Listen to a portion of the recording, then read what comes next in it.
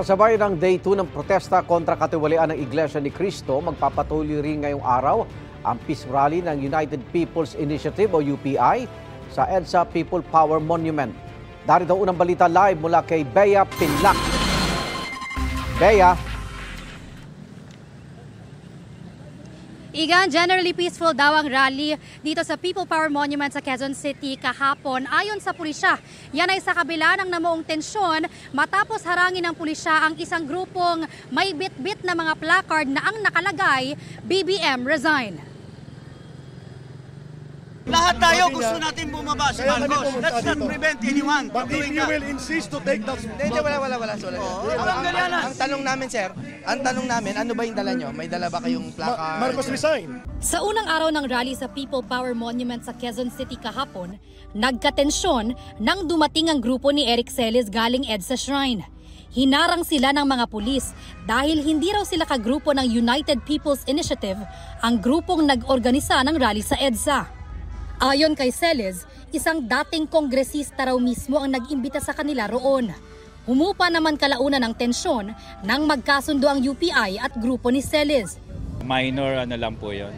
At yan naman po pag magkakakilala sila, pag nag-usap-usap, at the end of the day, doon pa rin sila ipapunta sa peaceful resolution or peaceful means. Sabi ng UPI, kaisa rin nila sa rally ang mga miyembro ng PDP Laban, Juan Bangsamoro, mga religious group na KOJC o Kingdom of Jesus Christ, JIL o Jesus is Lord Church, at Iglesia ni Cristo. Ang pangako ng grupo sa LGU at pulisya, walang seditious remarks o pag-uudyok ng pag-aklas sa gobyerno sa kanilang kilos protesta. Sa isang pahayag, nanawagan ng UPI sa Pangulo na gumawa agad ng mga hakbang para maibalik nila ang kumpiyansa sa Office of the President. Sa gitna ng kaliwat-kanang alegasyon na binitawan ni dating Ako Bicol Party List Representative Zaldico laban sa kanya, dapat nila magkaroon ng isang buo, independent at transparent na investigasyon tungkol dito. Dapat din daw ipag-utos ng Pangulo na maisapubliko lahat ng dokumento, pag-uusap at records kaugnay sa budget allocations, insertions at fund flows. Kung hindi raw ito agad matutugunan, dapat nilang mag-resign na lang si Marcos. Sabi ni Palace Press Officer at Undersecretary Attorney Claire Castro, matagal nang sinisikap ng Pangulo na maayos ang aniyay kalat na iniwan ng nakaraan. Ang mga nagnanais daw na matanggal sa pwesto ang Pangulo ay mga taga-suporta umano ng mga tinatamaan sa mga investigasyon. Ayon sa Quezon City Police District, umabot sa 4,000 ang naitalang nagrally sa People Power Monument kagabi. Posible raw na dumami ang bilang ng rallyista ngayong araw matapos bigyan ng Quezon City LGU ng go signal ang UPI para sa ikalawang araw ng rally mula alas 8 ng umaga hanggang alas 10 ng gabi.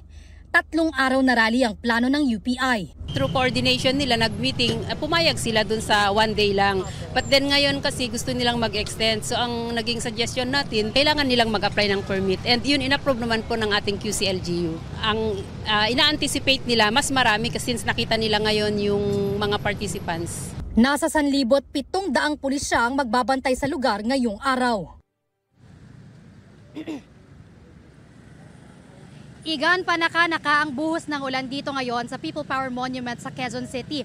Hindi pa naman gaano mabigat itong daloy ng trapiko lalo na't nagbukas nga ng zipper lane dito sa White Plains Avenue, pagitan yan ng EDSA at Katipunan Avenue. Yan ang unang balita mula rito sa Quezon City. Bea Pinlac para sa GMA Integrated News. Igan, mauna ka sa mga balita, mag-subscribe na sa GMA Integrated News sa YouTube para sa iba't ibang ulat sa ating bansa.